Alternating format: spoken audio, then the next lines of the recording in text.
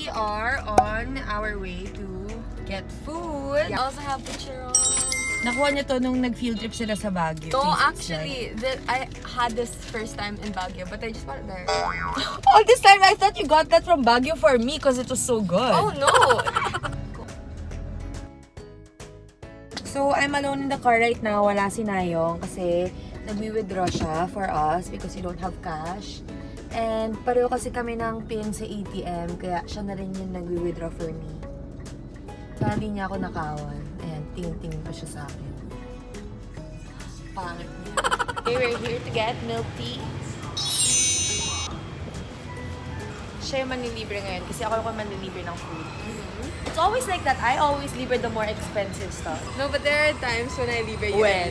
We buy pizza at home. Oh, I libre you. No, I also libre you when you're mostly broke because you don't withdraw. No, you're always broke.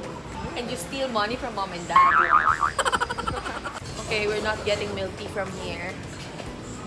Because they don't have pearls. Let's just go to Zen. Or Moonleaf.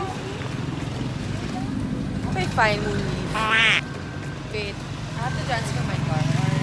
Sa Moonleaf lang po kami, magte-take out lang po kami na milk tea. Po, pabantay lang po saglit. Apa. Kuya's the best.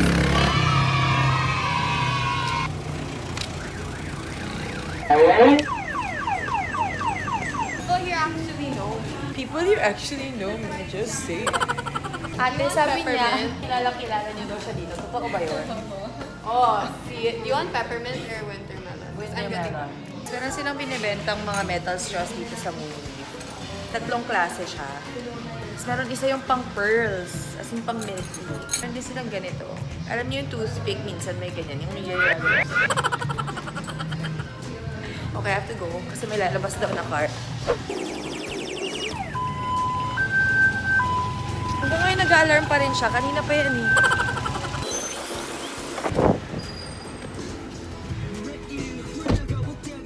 Okay guys, so we got our milk tea.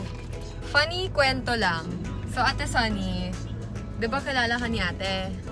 Sabi niya, magkapatid pala kayo? And I was like, yeah, magkapatid kami. 6 years agwat namin. Sabi niya, 6 years? Parang mas mature ka. And I was like, Baka mukha ka lang matanda. We're on our way to Jjajangmyeon. It's a Korean restaurant selling Korean Chinese food. Chinese food dito sa Philippines, siomai, ganyan. Sa Korea, pag sinabing Chinese food, meron niyang sweet and sour pork, black bean noodles, jampong.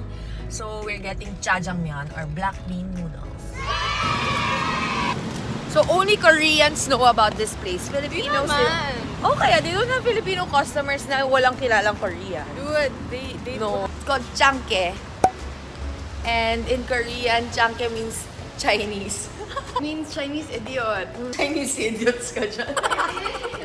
I googled the meaning. It said it meant like Chinese idiot. Fact, the owner painted this herself. Yeah. And then our dad, oh my god. This one, the owner painted it and our dad drew like Eyes, nose, and and mouth. yeah. Complaining, but walang face. Thank you.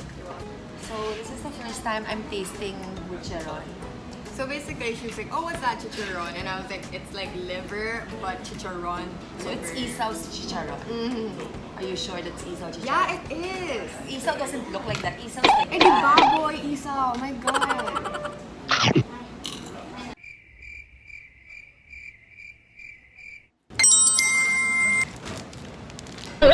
My own bucheron. Kinda looks like What?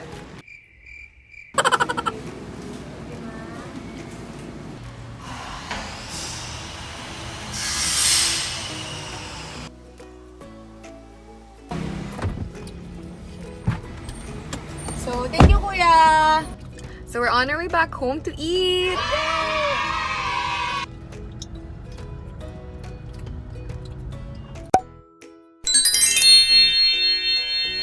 Hey guys!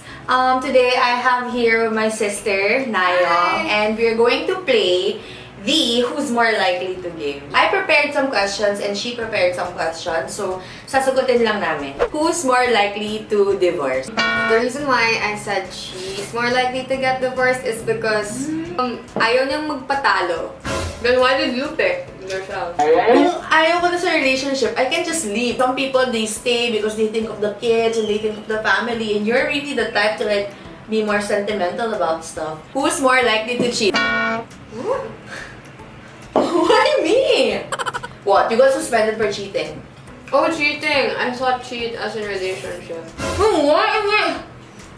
I'm more likely to cheat in a relationship? Than me, yeah. Do you remember? Do you remember? Okay, fine. 1, 2, 3, the both of us. Yeah, okay, fine. Who's more likely to be heartbroken? Why are you heartbroken? Because my ex cheated on me again. Guys, 7 times na. Nakakapagod. He's a serial cheater. Not me. Yeah. I said he. Who's more likely to be interested in same sex? I mean, I'm not. Who's more likely to be horny a lot? 1, 2, 3. Okay.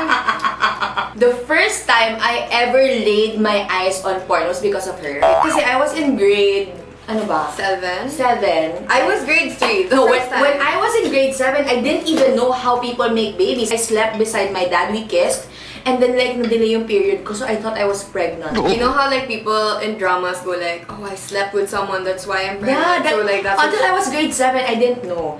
And then, Did you guys not have sex ed? no, when I was in grade 7, we didn't. We had sex ed. So, I went inside the room and she was watching porn. Siya shower na babae at saka lalaki. And I was so traumatized, I cried. Who's more likely to be addicted in masturbation? Not me. I'm never masturbated. Oh, my God! I've never masturbated in my whole life. Why are you doing You this? know what I'm thinking. Oh my god.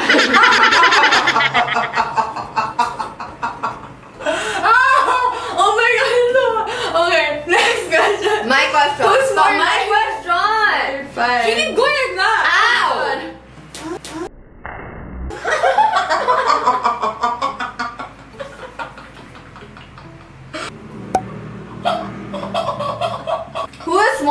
Who's more likely to be the third party in a relationship? 1, 2, 3.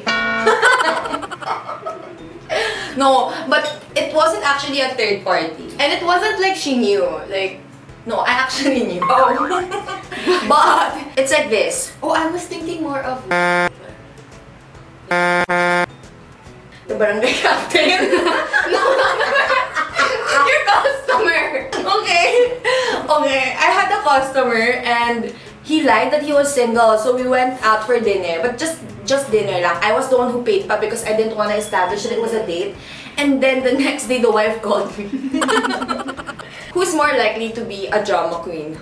1, 2, 3. What? What do you mean? What do you mean? Who's more likely to cancel plans at the last second? 1, 2, 3. Wait. I could be all ready. And she won't tell me until I ask her. I was all ready and I was like, are we still up for it? And she was like, oh, no. Okay. Who's more likely to pick a fight with anybody, like stranger or 1, 2, 3. But I think it's more of if somebody fights me, Yeah. you fight that person, and if Super. somebody fights you, I'm like, she did not. So it's like a teamwork thing, it's a sister thing. Who's more likely to complain about their ex? Yeah. Kasi sobrang shitty ng ex niya eh. Sobrang, kasi my ex naman talaga, I don't know what's wrong with him. He's very manipulative. Dude, I know someone else also super manipulative. There's so many manipulative people in the world na parang iisipin mo, how can someone think of doing that? Hindi ba sila nahihiya? Like when they got caught? That's true. Who is more likely to sacrifice something they love for the other person? 1, 1, 2, 3. In terms of like food or like things she wants and like. But we sacrifice for each other. Like, when we choose restaurants where we want to eat, we say 1, 2, 3, and we're gonna say it sabay. And when it's different, we always go like, oh no, ikaw na lang. Okay, sometimes it turns into fight. Yeah. And we just don't eat out because we fought. Yeah. Okay. Who's more likely to have a weird fetish? She used to have a crush on our guard. She used to have a crush on Manny Pacquiao. And she used to have a crush on her school bus driver. And you know what they all had in common? They had like a mustache. And they were old.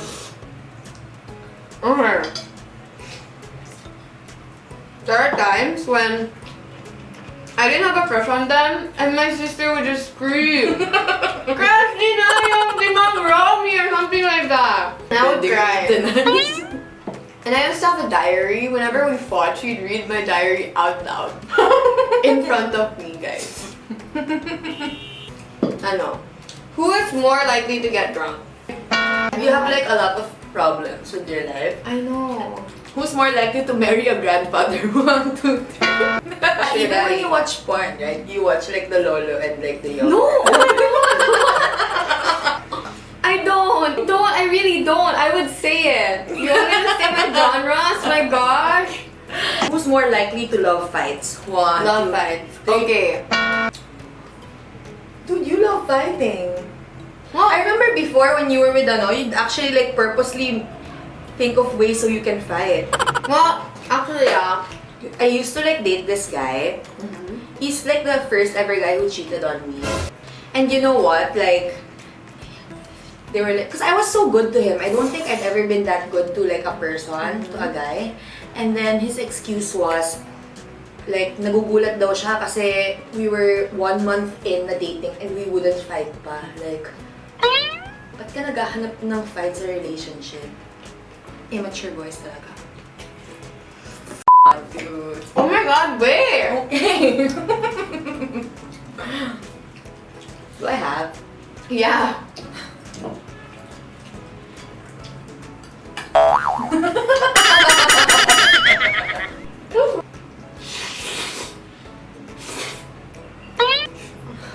One, two, three, go! Hope you guys enjoyed our video, and if you want to taste the black bean noodles that we had, you can just, it's along Kalayaan Avenue. It's called JJANG. Dude, like I feel really bad. Bye guys!